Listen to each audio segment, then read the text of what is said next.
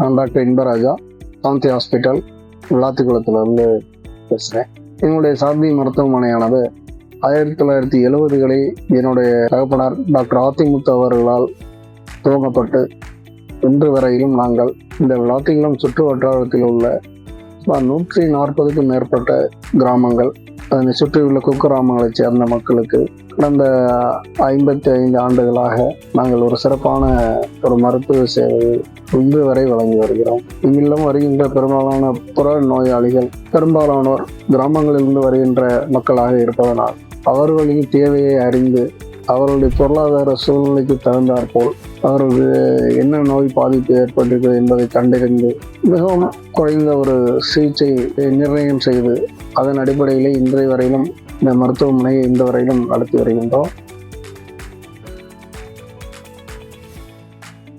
எங்களுடைய மருத்துவமனையிலே முக்கியமாக பொது மருத்துவ பிரிவு, மகப்பேறு மருத்துவ பிரிவு, எலும்பு சிகிச்சை பிரிவு மற்றும் நரம்பியல் பிரிவு, குழந்தைகள் நல பிரிவு என்று பல்வேறு துறைகளை கொண்ட வெளி நோயாளி பிரிவு மற்றும் உள் நோயாளிகள் பிரிவு செயல்பட்டு வருகின்றது. எங்களிடம் கடந்த 10 ஆண்டுகளுக்கு மேலாக மகப்பேறு பிரிவிலே நாங்கள் குறிப்பிடத்தக்க பல நல்ல ஒரு திருப்திகரமான வெற்றிகரமான சிகிச்சைகளை நாங்கள் மேற்கொண்டு வருகிறோம். சுகப்பிரசவம் மற்றும் சிசேரியன் பிரசவங்கள் உட்பட அனைத்தும் சேர்ந்து ஒரு 2000க்கும் அதிகமான கர்ப்பிணி தாய்மார்கள் எங்களிடம் நல்ல முறையில் சிகிச்சை பெற்று அவர்கள் நல்ல ஒரு பிரசவ முன் பின் கவனிப்புகளை நாங்கள் வழங்கி வருகிறோம். புறநோயாளிகள் பிரிவு என்று எடுத்துக்கொண்டால் எங்களுக்கு தினமும் ஒரு 60லிருந்து 90 பேர் தினமும் எங்களுடைய மருத்துவமனையிலே புறநோயாளிகளாக சிகிச்சை பெற்று வருகின்றார்கள்.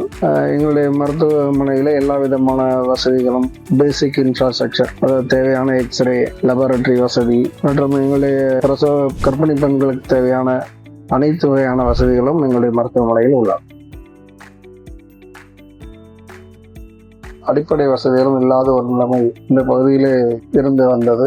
நாங்கள் விஷமுறிவு சிகிச்சை, ஸ்னேக் பைட் என்ற சொல்லுடைய பாம்புக்கடி, பெருநாய்க்கடி போன்றவைகளுக்கு மற்றும் விபத்து மற்றும் அவசர சிகிச்சைகளுக்காக நாங்கள் தூத்துக்குடி மெடிக்கல் காலேஜுக்கோ, கோவில்பட்டி மற்றும் மதுரையில் உள்ள தனியார் மருத்துவமனைகளுக்கோ அனுப்ப வேண்டிய ஒரு சூழ்நிலைகள் இருந்து வந்தது.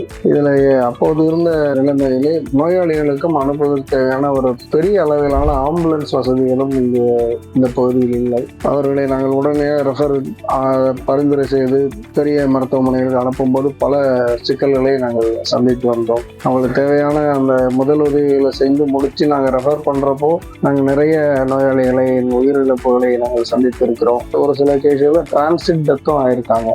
போகிற வழியிலேயே ஆம்புலன்ஸ்லேயே அவங்க இறந்து போன விஷயங்களையும் நாங்கள் நிறையா சந்திச்சிருக்கோம். இது போன்ற சவால்கள் தான் எங்களுக்கு அவசர சிகிச்சை பிரிவில் ஐசியூ தேவை அப்படின்னு நாங்கள் பல வருஷமாக நிறையவே டிஸ்கஸ் பண்ணியிருக்கோம். ஆக்சுவலாக விளாத்திக்குளத்தில் ஒரு ஐசியூ ஓப்பன் பண்ணோம் அப்படின்னு நாங்கள் பல மருத்துவத்துறை சார்ந்த நண்பர்களை நாங்கள் அணுகி அவங்கள்ட்ட அது சம்பந்தமான ஆலோசனைகளை மேற்கொள்ளும் பொழுது அவர் பலரும் சிபாக்காவை எங்களுக்கு பரிந்துரை செஞ்சாங்க. அவங்க இந்தியாவில் நல்ல முறையில் கிராமப்புற ஐசியூங்கிற கான்செப்டில் அவங்க சர்வீஸ் பண்ணிகிட்டு இருக்காங்கங்கிற தகவல் எங்களுக்கு கிடைக்குது. அவருடைய தொடர்பு எண்ணை கேட்டு வாங்கி அவங்கள தொடர்பு கொள்ள முடிஞ்சு பண்ணதுனால எங்களால் செய்ய முடியும்.